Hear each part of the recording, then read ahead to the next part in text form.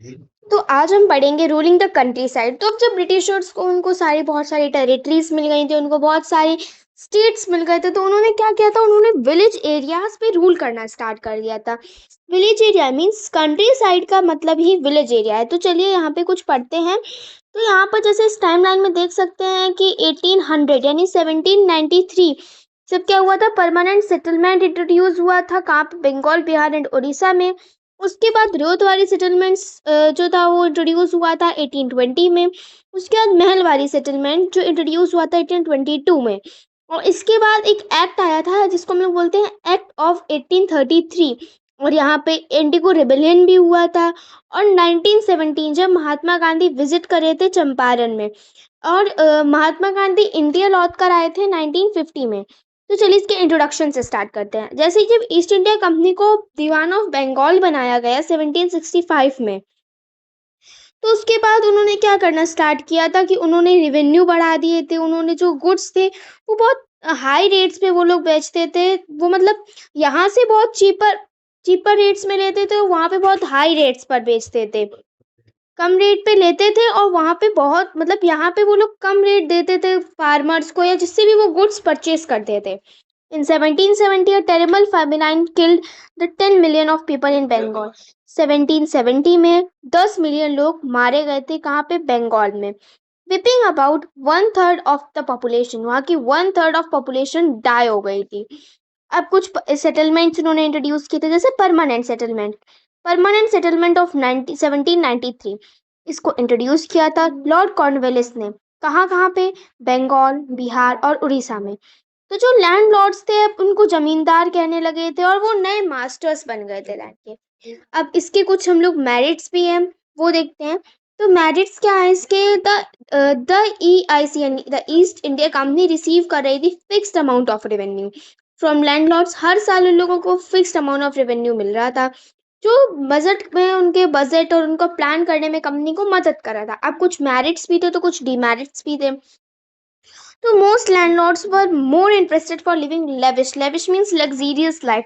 अब वो बहुत शान की लाइफ जीना बहुत पसंद कर रहे थे, तो उन्होंने अपने वो क्या कहते हैं, वो बिग सिटीज में वो, और फिर वो बहुत सारे मतलब वो लोग जाने लगे बड़ी बड़ी सिटीज में, मतलब वो अब रहना पसंद नहीं कर रहे थे। उसके बाद इसके बाद आया था रेतवाड़ी सेटलमेंट। तो रेतवाड़ी सेटलमेंट जो इंट्रोड्यूस किया था EIC यानी इंग्लिश ईस्ट इंडिया कंपनी ने, बहुत सारे रीजंस में। कब किया था, कॉलोनियल इरा में। तो देखिए इसके बारे में जानने से पहले हम लोग जानते हैं इसको इंट्रोड्यूस किसने किया था। इसको इंट्रोड्यूस किया था सर थॉमस मुनरो ने, जो कि गवर्नर जनरल थे मद्रास के 1819 से 1826 तक। और इन्होंने मतलब इसको हम लोग मुनरो सिस्टम भी बोलते हैं। और ये जो था, ये बाउंड ऑफ पे था जो गवर्नमेंट को उनको पे करना पड़ता था, जो 20 से 40 साल तक फिक्स था। उसके बाद जब रोद वाली सेटलमेंट आया तो उसमें जो क्या कहते हैं, जो रोड्स, रेतवाड़ी मतलब रोड्स, रेतवाड़ी से याद करेंगे, रेत यानी जो कल्टीवेटर थे वो हेड थे अपने लैंड के। पहले वाले में क्या था, लैंडलॉर्ड्स थे, और इसमें कौन था, रेट्स थे। ठीक है। उसके बाद उनको मतलब लैंड ओनर्स माना गया। तो उसके बाद आता है महलवाड़ी सेटलमेंट। तो जो महलवाड़ी सेटलमेंट है, इसमें मैंने पॉइंट मेंशन किया है आई थिंक ब्लैक पेन से, ये देखिए, हॉल्ट मैकेंजी। इसको किसने इंट्रोड्यूस किया था, हॉल्ट मैकेंजी ने। कब किया था इसको इंट्रोड्यूस, महलवाड़ी सेटलमेंट को कब इंट्रोड्यूस किया गया था, महलवाड़ी सेटलमेंट को इंट्रोड्यूस किया गया था 1822 में। तो इसमें क्या था, इसमें जो वो लोग इम्प्लीमेंट करते थे, ये ज़्यादातर North West Frontier, Agra, Central Provinces, Gangetic valley और पंजाब में हुआ था। इसमें मतलब होता क्या था, इसमें इन्होंने कुछ फीचर्स प्रोवाइड किए थे। जैसे कि इन्होंने डिवीजन कर दिया था महल लेवल पे। तो जो महल था वो यूनिट्स कही जाती थी, जो एक या एक से ज़्यादा विलेजेस को कंसिडर करती थी। इसके बाद आता है रेवेन्यू असेसमेंट एंड कलेक्शन। तो जो रेवेन्यू था वो कलेक्ट होता था महल लेवल पर। पीजेंट्स ओनरशिप राइट्स, इसमें क्या था, तो जो पीजेंट्स थे उनको वो खुद के एक्चुअल रूलर्स माने जाते थे लैंड के। उनके पास कल्टीवेशन के राइट्स थे, वो बाय कर सकते थे, सेल कर सकते थे, और ट्रांसफर भी कर सकते थे अगर वो फिट समझते थे अपने के लिए।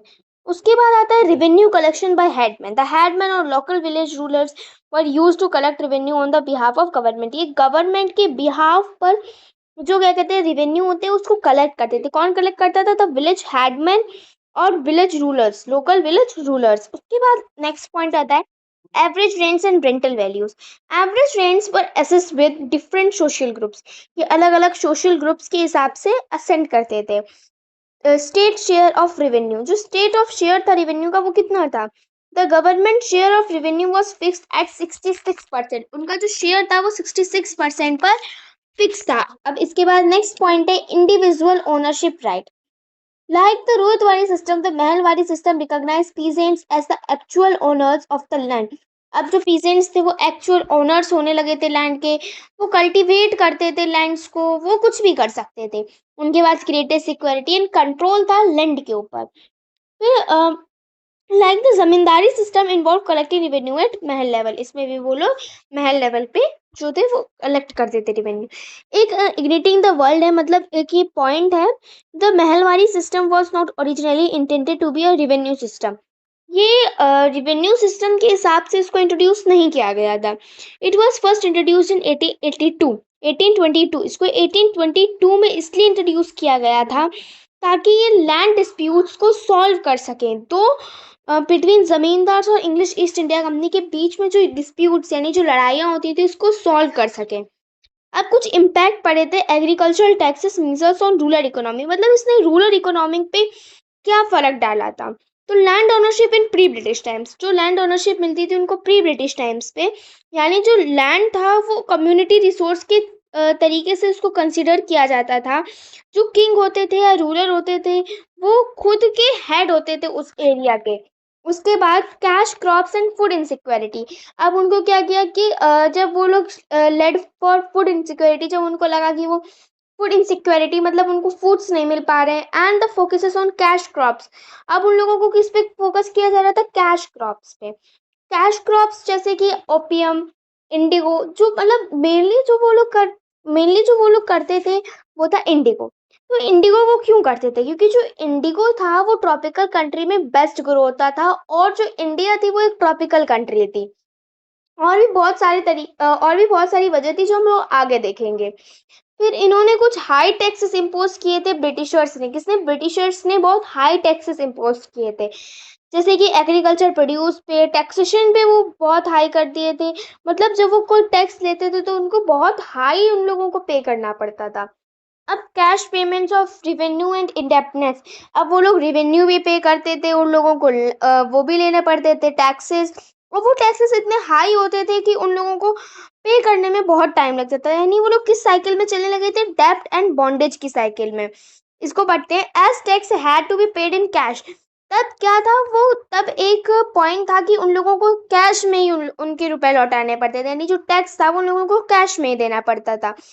Formers often had to borrow money from money lenders. उनको मनी को बोरो करना पड़ता था मनी लेंडर्स से, ताकि वो ऑब्लिगेशंस, ताकि जो उनकी दिक्कतें हैं वो उसको सॉल्व कर सके, यानी ताकि वो जो उनके पे हैं वो उन पे को दे सके। उन्होंने बहुत हाई इंटरेस्ट रेट्स लगा दिए थे मनी लेंडर्स ने, और बहुत इकोनॉमिक प्रेशर्स था उनके ऊपर, ताकि फिर वो उसकी साइकिल पर चलने लगे थे डेब्ट एंड बॉन्डेज की।